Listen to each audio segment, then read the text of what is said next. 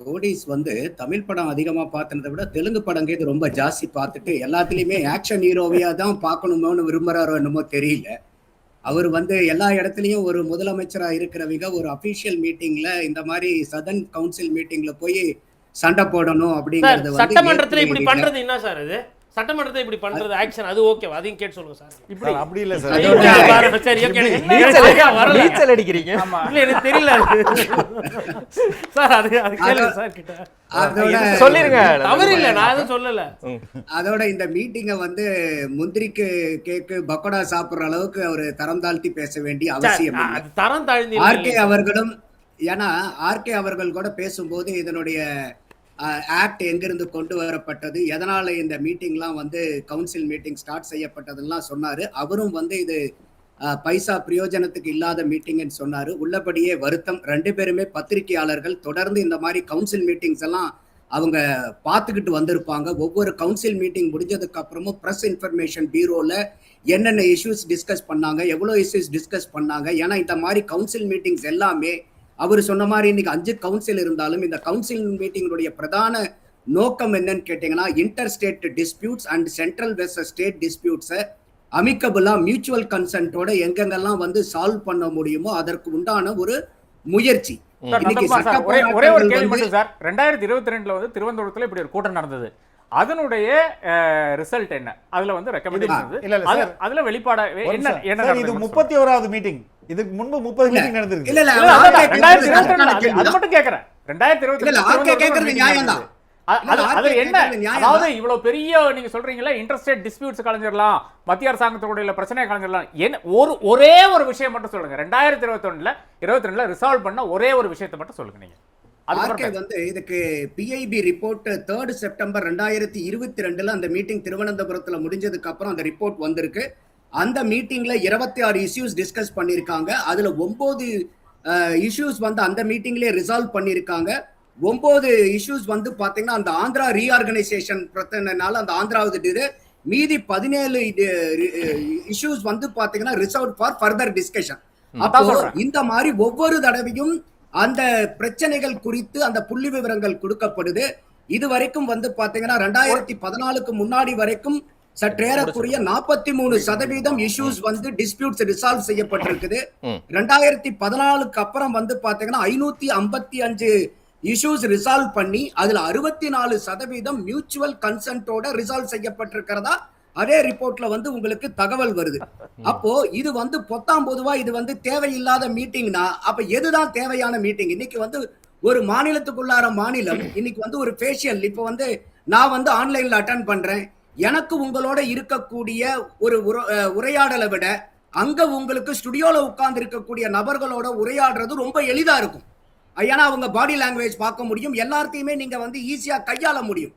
அப்போ எல்லாத்தையுமே நீங்க வந்து ஆன்லைன்லயே பண்ணிரலாமாங்கிறது வந்து ஏற்புடைய வாதம் இல்லை. ஏன்னா இது எதுக்காக கொண்டு வராங்கன்னா மாநிலங்கள் அண்டை மாநிலங்கள் அண்டை நாடுகள்ங்கும் போதே பிரச்சனைகள் இருக்கிறது சகஜம். அப்ப அந்த மாதிரி பிரச்சனைகள் இருக்கக்கூடிய டெரிட்டோரியல் ப்ராப்ளத்தை ஒரு ஃபேஸ் டு ஃபேஸ் இன்டராக்ஷன் இருக்கும்போது பிரச்சனைகளையும் கடந்து தனி மனித ஃப்ரெண்ட்ஷிப் டெவலப் ஆகும். அப்ப தனி மனித ஃப்ரெண்ட்ஷிப் டெவலப் ஆகும் போது இரு தலைவர்களுக்கு இரு மாநிலங்களுக்குள்ளார இரு நாடுகளுக்குள்ளாகும் போது அது அந்த மாநில மக்களுக்கும் நாட்டு மக்களுக்கும் பயன் விளைவிக்கக்கூடியதா இருக்கும். ஏன் வந்து இன்னைக்கு ஒரு ஸ்டேட்மேன்ஷிப்னு சொல்றோம்? வெறும் அந்தந்த மாநிலத்துக்கு உண்டான சிறப்பான முதல்வராக இருந்துட்டா மட்டும் பத்தாது. அண்டை மாநிலங்களோட அதே மாதிரி முதல்வர் ஐயா மோடி அவர்கள் இந்தியாவுக்கு மட்டும் சூப்பர் பிரைம் மினிஸ்டரா இருந்தா பத்தாது. சுற்றி இருக்கக்கூடிய நாடுகளோட எப்படி நட்புறவு பாராட்டுறோம், அவங்களுடைய ஒத்துழைப்பை எப்படி நம்ம எடுத்துக்கிறோம், இதெல்லாம் வந்து பிரதானமான ஒரு ஸ்டேட்மேன்ஷிப். அப்ப வந்து இதெல்லாம் தான் நம்ம கூர்ந்து கவனிக்க வேண்டியது இருக்கு. இந்த பிரச்சனையில நான் என்ன பாக்குறேன்னா இப்ப சற்றேறக்குரிய நம்மளுடைய முதலமைச்சருடைய பேச்சுல ஒரு 12 டாபிக்கை வந்து அட்ரஸ் பண்றார். அதுல நான் பிரிக்கிறது வந்து inter state problem, centre state problem, triangular problem, inter state and also central இன்வால்வ்டுன்னு பார்க்கும்போது இன்னைக்கு காவேரியும் அங்க பேசப்பட்டிருக்குது, முல்லை பெரியாரும் அங்க பேசப்பட்டிருக்குது. அவர் நம்ம ஐயா முதலமைச்சருடைய பேச்சிலேயே ஸ்பீச்சிலேயே வந்து அந்த கண்டென்ட் எல்லாமே கிளியரா கொடுத்திருக்காங்க. அடுத்தது இது சென்ட்ரல் ஸ்டேட்ல வந்து பார்க்கும்போது அவர் மேரிடைம் எக்கானமியை பத்தி பேசுறாரு, ப்ளூ எக்கானமியை பத்தி பேசுறாரு. ஏன்னா நம்ம தான் வந்து பாத்தீங்கன்னா சவுத் இந்தியாவில் we are holding about 1076 kilometre நமக்கு வந்து கோஸ்டல் லைன் இருக்கு. அப்ப இந்த கோஸ்டல் லைன் வந்து ஒரு ஸ்டேட்டுக்கு பார்டரா மட்டும் இல்லாம எப்படி வந்து இந்தியாவுக்கு ஒரு தமிழகத்துக்கு ஒரு கேட்வே ஆஃப் ட்ரேடா எப்படி மாத்துறது, எப்படி வந்து கேட்வே ஓபன் பண்றது, இந்த மாதிரி வந்து அந்த பாயிண்ட்ஸை முன் வைக்கிறாரு. பிஸ்கல் ஃபெடரலிசத்தை பத்தி பேசுறாரு. இப்ப கூட வந்து பாத்தீங்கன்னா நம்ம கோடிஸ் கேட்டாரு, மினரல் அண்ட் மைன்ஸை பத்தி கிளியரா இதுல வந்து எவிடென்டா பேசலையே ஒழிய அந்தந்த மாநிலங்களுக்கு உண்டான வரி விதிக்கக்கூடிய அதிகாரத்தை நீங்க குறைச்சிக்கிட்டே போறீங்க. அப்ப வந்து இன்னைக்கு வந்து வெறும் சாராயம் விற்கிறதுலையும் பெட்ரோல் விற்கிறதுலையும் மட்டும்தான் வந்து ஒரு மாநில அரசாங்கம் அவங்களுடைய வரியை ஏத்துறது இறக்குறதுல வந்து ஒரு கண்ட்ரோல் இருக்கே ஒழிய மத்த எல்லா அதிகாரத்தையும் நீங்க மத்திய அரசாங்கத்துல குவிச்சுக்கிட்டு இருக்கீங்கிறத முதலமைச்சர் விஜய் அந்த லிஸ்ட் எல்லாம் ஓகே. இதுல ரெண்டு விஷயங்க. ஒண்ணு, இதுல இன்னும் ஆட் பண்ணியிருக்கணும், தமிழ்நாட்டின் பிரச்சனைகளை இன்னும் வலுத்து சொல்லியிருக்கணும் அப்படின்னு சொல்றாங்க. ஒண்ணு, இதெல்லாம் நம்ம காலங்காலமா சொல்லிட்டு இருக்கக்கூடிய பிரச்சனைகள், அதனுடைய ஒரு நீட்சி தான். இது மத்திய அரசால தீர்த்து கொடுக்கப்படலை இத்தனை காலம். இப்ப எப்படி தீர்த்து கொடுக்கப்படும், எப்படி இதை வந்து சால்வ் பண்ணி சாத்தியப்படுத்துவாங்க அப்படின்னு கேட்குறாங்க. இது ரெண்டுக்கு என்ன பதில் சொல்றீங்க? இல்ல, இந்த மாதிரி வந்து inter state and central state எல்லாம் வந்து ஒரு நாள்ல முடியக்கூடிய பிரச்சனை இல்லை. அதனாலதான் இது காலகாலமா இழுத்துட்டு இருக்கு. இதுக்கு continuous dialogue from both the sides. Sometimes வந்து ஒரு ட்ரையாங்குலர் டயலாக்ஸ் கூட தேவைப்படும். அப்போ இன்னைக்கு வந்து நம்ம மாநிலத்துக்குன்னு சென்டருக்கு உண்டான பிரச்சனையே அந்த ப்ளூ எக்கானமி வைக்கிறாரு, பிஸ்கல் ஃபெடரலிசத்தை பத்தி பேசுறாரு, ஜிஎஸ்டி பேசுறாரு, நீட் பேசுறாரு, டீலிமிட்டேஷன் பேசுறாரு.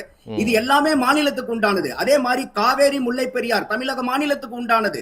அடுத்தது வந்து பாத்தீங்கன்னாக்கா நம்ம சென்ட்ரல் அந்த ட்ரையாங்கிள் இருக்கிறதுல வந்து பாத்தீங்கன்னாக்கா இப்ப அவங்க சொன்ன மாதிரி அந்த பொம்மை சென்ட்ரால இருந்து ஒசூர் வரைக்கும் இருக்கக்கூடிய இன்டர் ஸ்டேட் மெட்ரோவை வந்து இனிஷியேட் பண்ணலாமா? ஏன்னா இது வந்து கிருஷ்ணகிரியினுடைய எம்பி செல்வகுமார் வந்து 2022 அன்னைக்கு இருந்த கர்நாடக முதலமைச்சர் பொம்மை அவர்கள்ட்ட கொடுத்து, அதுக்கப்புறம் தமிழக அரசாங்கமும் 75 லட்சம் ரூபாய் ஃபீசிபிலிட்டி டெஸ்டுக்கெல்லாம் அலாட் பண்ணி இன்னைக்கு டெக்னிக்கல் ரீசன்ஸ்க்காக வந்து இந்த ரெண்டுக்கும் வந்து ஒரு முட்டுக்கட்டையா இருக்கு. அதெல்லாம் வந்து வெறும் very very valuable technical reasons and administrative reasons. யாரு மேலேயும் குறை சொல்றதுக்கு இல்ல. அதை வந்து ஒரு மத்திய அரசாங்கம் வந்து ஒரு மீடியேட் பண்ணி, ஏன்னா இன்னைக்கு வந்து சப்போஸ் நம்ம வந்து பாத்தீங்கன்னாக்கா 3 கோச் நம்ம சொல்றோம், அவங்க 6 கோச்சுக்கு வந்து அந்த டோர்ஸ் எல்லாம் வந்து செட் பண்ணிருக்காங்க. நம்மளுடைய எலக்ட்ரிக் ட்ரெயின் மெட்ரோங்கும் போது நம்ம வந்து கோச்சுக்கு மேல கரண்ட் போகுது, அவங்களுக்கு வந்து பாத்தீங்கன்னாக்கா தண்டவாளத்துல இருந்து வீல் மூலியமா அந்த கரண்ட்டை எடுக்க வர்றாங்க. அப்போ இதெல்லாம் நிறைய டெக்னிக்கல் சேலஞ்சஸ் இருக்கு. அதே மாதிரி நம்மளுடைய சிக்னலிங் சிஸ்டமும் அவங்க சிக்னலிங் சிஸ்டம், நம்ம சாஃப்ட்வேர் அவங்க சாஃப்ட்வேர், இதுக்கெல்லாம் நிறைய இன்டகிரேஷன் பண்ண வேண்டியது இருக்கு. அப்போ இது கட்டாயம் மத்திய அரசாங்கம் இன்வால்வ் பண்ணும்போது ஒரு ஸ்மூத்தா போகும் நமக்கு. இல்ல, ஒரே ஒரு கிளாரிஃபிகேஷன் மட்டும் கொடுத்துறேன். இது ஒரு advisory council, consultative council, advisory council. இதுல ஒண்ணுமே வந்து ரிசால்வ் பண்ண முடியாது. என்ன ரிசால்வ் பண்ண முடியும் பாத்தீங்கன்னா, செக்ரட்டரி லெவல்ல இருக்கிற, டிபார்ட்மென்ட் லெவல்ல இருக்கிற கொஞ்சம்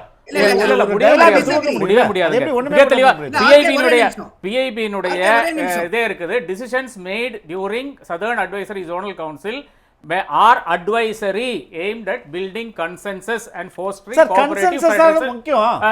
consensus வந்தாதானே நீங்க வந்து முடிவே எடுக்க முடியும். consensus வரதா முக்கியம். இப்போ இன்னைக்கு மீட்டிங் நடந்திருக்கு. இதுல வந்து என்ன consensus வந்திருக்குன்னு மட்டும் எனக்கு சொல்லுங்க. வெயிட் பண்ணுங்க சார். இல்ல, வெயிட் பண்ணுங்க. there are so many 9 இஷ்யூல ஒரு இஷ்யூ சொல்ல சொன்னாங்க. there are so many issues discussed. இல்ல, இது அப்புறம் இந்த நிறைய கம்யூனிகேஷன் அதெல்லாம் மெயிட்டி டிசைட் பண்றது. ஒரு காலத்துல வந்து நாம வந்து எல்லாம் ஒரே சொல்லிடுறேன். இந்த மெயிட்டி தானுங்க டிசைட் பண்ணுது. ஒரு காலத்துல வந்து நாம எல்லாம் என்னென்ன சாஃப்ட்வேர் வேணுமோ நாம வந்து வாங்கி போட்டுட்டு இருந்தோம். 2006 ஃபார் இன்ஸ்டன்ஸ் போட்டிருந்தோம், 2011 போட்டிருந்தோம். அதன் பிறகு வந்து மெயிட்டி வந்ததுக்கு பிறகு MeitY decides what who can use வாட்ன்ட்டு அவன் தான் கையை காமிக்கிறான். இந்த சாஃப்ட்வேர் தான் போடணுங்கிறான். அதுதான், ஏன்னா செக்யூரிட்டி இஷ்யூஸ் அவ்வளவு இருந்திருக்கிறது. சோ அதெல்லாம் ஒரே ஒரு கேள்வி தான். முதலமைச்சரே பேசாத விஷயத்தான் இதுதான் அவர் பேசியிருப்பாரு, இப்படிதான் சொல்லியிருப்பாரு. ஏன்னா ரயில்வே போர்டு மீட்டிங் நடந்ததா இன்னைக்கு? ஐசிஎஃப் ஜெனரல் மேனேஜரோ இல்ல நார்த் சவுத் ஜோனல் மேனேஜரோ வந்தாங்க. காவேரி பிரச்சனை, டெக்னிக்கல் டீடைல்ஸ் காவேரி பிரச்சனை இவங்க டெக்னிக்கல் டீடைல்ஸ் பேசுறாங்க. கூட்டணும்னு கேக்குறாங்களே, அதுவும் மிச்சம் தானே. அதுவும் மிச்சம். சரி, ஆமா. அப்புறம் என்ன, அப்புறம் எதுக்கு இது? அனைத்து கட்சி கூட்டத்திலே மிச்சம் சமோசா போடுவாங்களா இல்லையா? ஓகே, அப்ப எதுக்கு அதை கூட்டணும்? சரி, அப்ப நீங்க ஒரு அனைத்து கட்சி மீட்டிங் போட்டீங்களே, அதுவும் மிச்சரா? அதுவும் சமோசாவா? அதுவும் மிச்சர் சமோசா? அப்ப பூராவே சமோசா மிச்சர் தான். மக்கள் இல்ல ஐயா, நீங்க சொன்னதுல தான் நான் கேக்குறேன். தமிழகத்தின் உரிமை அனைத்து கட்சி கூட்டத்தை கூட்ட முடியல, ஏன்? அதுவும் மிச்சம் தானே. சரி நான் என்ன ரைட் சொல்றேன்னா, ரைட் வர எல்லாமே மிச்சர்னு வச்சுக்கலாம். தமிழரசன், சரி ஓகே சுருக்கமா அதான் நந்தகுமார் கூப்பிட்டு. சுருக்கமா இல்ல, இன்னொரு கெஸ்ட் ஒரே இருக்காரு நிமிஷம். அவர் முடிங்க முடிங்க நாகராஜன் வந்திருக்காரு. ஒரே நிமிஷம் ஆர்கே உள்ளார வந்தனால நான் ஆரம்பத்திலேயே சொல்லும் போதே சொன்னேன், ஆர்கே கிட்ட நான் அட்ரஸ் பண்ணும் போதே சொன்னேன், இது வந்து ப்ராப்ளம் ரிசால்வ் பண்ணதெல்லாம் மியூச்சுவல் கன்சென்ட்ல. Okay As it is an advisory body, அங்க வந்து ஒரு ஜட்ஜ்மென்ட் ஆர்டரோ போட முடியாது. அதான் It is நான் very சொன்னேன். evident. சரி எல்லாத்துக்கும் தெளிவானது. அந்த consensus ஆனா இருக்குல்ல? ஒரு advisory bodyங்கறனால இல்ல RK your point is different, entirely different from my point. சரி ஓகே ஏங்க, முடிங்க முடிங்க consultative நந்தகுமார் ஓகே ஓகே யார் வேணா முடிங்க என்ன வேணா சொல்லலாம், சரி, அவ்வளவுதான். இருங்க இருங்க ஆர்கே இல்லங்க பேச விடுங்க, ஏங்க பேச விட மாட்டேங்கிறீங்க? யாரு பேச விடல ஏன் உங்களை? வரீங்க? என்ன யாரு வேணாலும் என்ன வேணாலும் பேசிட்டு போலாங்கிற ஒரு கூட்டம் தான். நீங்களும் பேசுங்க, நானும் பேசுறோம். சரி, சார், இருங்க, இதுவும் இருங்க, consultative இருங்க, meeting சரி, தான். இருங்க ஆர்கே அப்ப இதுவும் மிச்சர் கூட்டம் தானே? இதுவும் எங்க மிச்சரோட குடுக்கலையேங்க. ஒரே நிமிஷம். முடிங்க நந்தகுமார். அதாவது இன்னைக்கு வந்து ஒரு மியூச்சுவல் கன்சென்ட்ல ஒரு அட்வைசரி பாடியே இருக்கறனாலவே அந்த எந்த இடத்துலயும் அந்த இஷ்யூ ரிசால்வ் ஆகாதுங்கிற மாதிரி அவர் பேசுறாரு. அதை தான் டிஸ்அக்ரி பண்றேன். ஓகே நான் அதனாலதான் ஏற்கனவே சொன்ன ஒரு மியூச்சுவல் கன்சென்ட்ல ப்ராப்ளம் சால்வ் ஆகும், சால்வ் ஆகாத ப்ராப்ளம் கேரி ஃபார்வர்ட் ஆகும், லீகலா இருக்கக்கூடிய ப்ராப்ளம் லீகலா கண்டினியூ ஆகிட்டு இருக்கும், பட் பேரலாவும் டைலாக்ஸ் நடந்துகிட்டு இருக்கும். இது வந்து பத்திரிகையாளர்களுக்கு எவிடென்ட்டா தெரிஞ்சது. ஏன் தெரிஞ்ச சரி. இந்த மாதிரி அவங்க சொல்றாங்க நமக்கு புரியல. ரைட் வரேன் Because இந்த இடத்துல சரி சார், இல்ல வரேன் நந்தகுமார் வரேன் பத்திரிகையாளர்கள் ஐயோ ஒரே ஒரு நிமிஷம், ஐயோ, ஒரே ஒரு ஐயோ, நிமிஷம். இருங்க இருங்க, பத்திரிகையாளர் எல்லா கன்சல்டேட்டிவ் நிமிஷம். மீட்டிங்கும் இப்படிதான் சார் பேசியிருக்கோம். இன்னைக்கு தாவேக அரசு வந்த உடனே நீங்க மாத்திட்டு பத்திரிகையாளர் அப்படி சொல்லாதீங்க. இது மாதிரி சார் இல்ல, இல்ல. சார் விடுங்க சார். எவ்வளவு நீங்க பிரச்சனையை சொல்லி பார்த்தாச்சு. போடுங்க. நீங்க சொன்ன ப்ளூ எக்கனாமி எல்லாம் படிப்படியா பிரசன்டேஷன்லாம் எவ்வளவு பார்த்திருக்காங்க. புரியுதுங்களா? ஏதோ இன்னைக்கு தான் 1076 ஸ்கொயர் கிலோமீட்டருக்கு நம்ம கோஸ்ட் லைன் வரல. அது கட் அண்ட் பேஸ்ட் அது. சரி வரேன் நந்தகுமார். நான் ரெண்டாவது சுற்றுல வாங்கிக்கிறேன். இருங்க, எனக்கு ஒரு கெஸ்ட் ரொம்ப நேரம் வெயிட் பண்றாரு. வெயிட், நான் வரேன். நீங்க ரெண்டாவது சுற்றுல சொல்லுங்க, இல்லைங்க, வாங்கிக்கிறேன். அவங்க பேசும்போது நீங்க அவங்க குறுக்கிடுறது வரேன் நந்தகுமார். ரெண்டாவது சுற்றுல சொல்லுங்க. நீங்க நிறைய சொல்லிருக்கீங்க, உங்களுக்கு நேரம் நான் கொடுத்துருக்கேன்.